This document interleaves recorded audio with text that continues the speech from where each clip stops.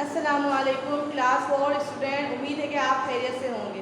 آج ہم اردو کا سبق نمبر 4 بے مثال دوست پڑھنے جا رہے ہیں۔ ہر انسان کے بہت سارے دوست ہوتے ہیں، ان میں سے کچھ دوست خاص ہوتے ہیں۔ آج ہم ایسے ہی ایک دوست کے بارے میں پڑھنے جا رہے ہیں جو سرور عالم صلی اللہ علیہ وسلم کا دوست تھا، جس نے دوستی کی ایک عمدہ اور اعلیٰ مثال قائم کی۔ وہ کوئی اور نہیں، حضرت ابوبکر صدیق رضی اللہ تعالیٰ عنہ تھے۔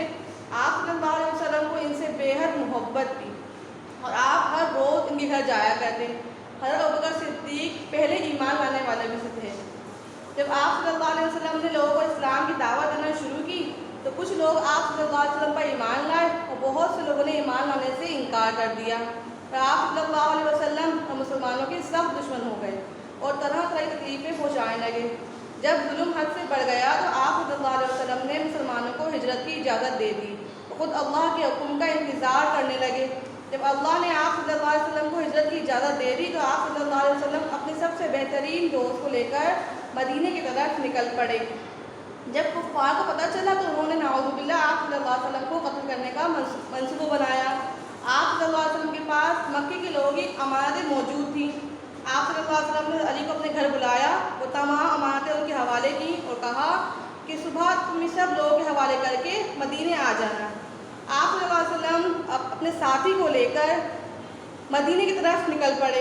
راستے میں زمین کی پتھریلی ہونے کی وجہ سے آپ صلی اللہ علیہ وسلم کے پاؤں پر چلتے چلتے زخم ہو گئے تھے۔ حضرت ابوبکر صدیق رضی اللہ تعالیٰ کو آپ کی تکلیف برداشت نہیں ہوئی تو انہوں نے آپ صلی اللہ علیہ وسلم کو محبت میں اپنے کندھے پر اٹھا لیا۔ جب آپ صلی اللہ علیہ وسلم غار ثور کے قریب پہنچے تو ابوبکر صدیق پہلے غار کے اندر گئے اور غار صاف کیا اور یہ کوئی جو ہے جانور وغیرہ نہ ہو جو آپ صلی اللہ علیہ وسلم کو نقصان پہنچائے، اور غار کے اندر جا کر جو سوراخ تھے وہ اپنی چادر پھاڑ کر اس سوراخ کو بند کر دیا، لیکن چادر ختم ہو گئی تھی اس لیے ایک سوراخ باقی رہ گیا۔ تو حضرت ابوبکر صدیق رضی اللہ تعالیٰ عنہ نے اس سوراخ پر اپنا پاؤں رکھ دیا تاکہ کوئی جانور وہاں سے نکل نہ جائے۔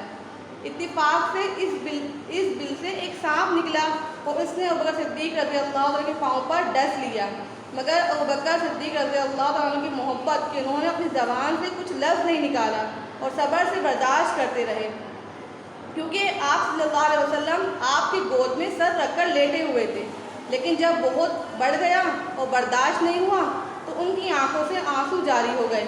آپ صلی اللہ علیہ وسلم کے چہرے پر جب ان کے آنسو کا قطرہ گرا تو آپ اٹھ گئے اور کہا، اے ابوبکر کیا ہوا، تم کیوں رو رہے ہو؟ ابوبکر صدیق رضی اللہ عنہ نے فرمایا کہ یا اللہ پاک کہ مجھے سانپ نے ڈس لیا ہے۔ تو آپ صلی اللہ علیہ وسلم نے کیا کرا کہ اپنا لعاب جو تھا وہ ان کے زخم پر، ان کے درد پر لگا دیا، تو کیا ہو گیا، فوراً سے درد کیا ہو گیا، ختم ہو گیا۔ آپ صلی اللہ علیہ وسلم 3 دن اور 3 رات اس غار میں رہے اور ابوبکر صدیق رضی اللہ تعالیٰ عنہ نے آپ کی خدمت میں کوئی گنجائش باقی نہیں رکھی، بلکہ آپ کی خدمت بجل آتے رہے، اسی وجہ سے آپ کو یار غار بھی کہتے ہیں۔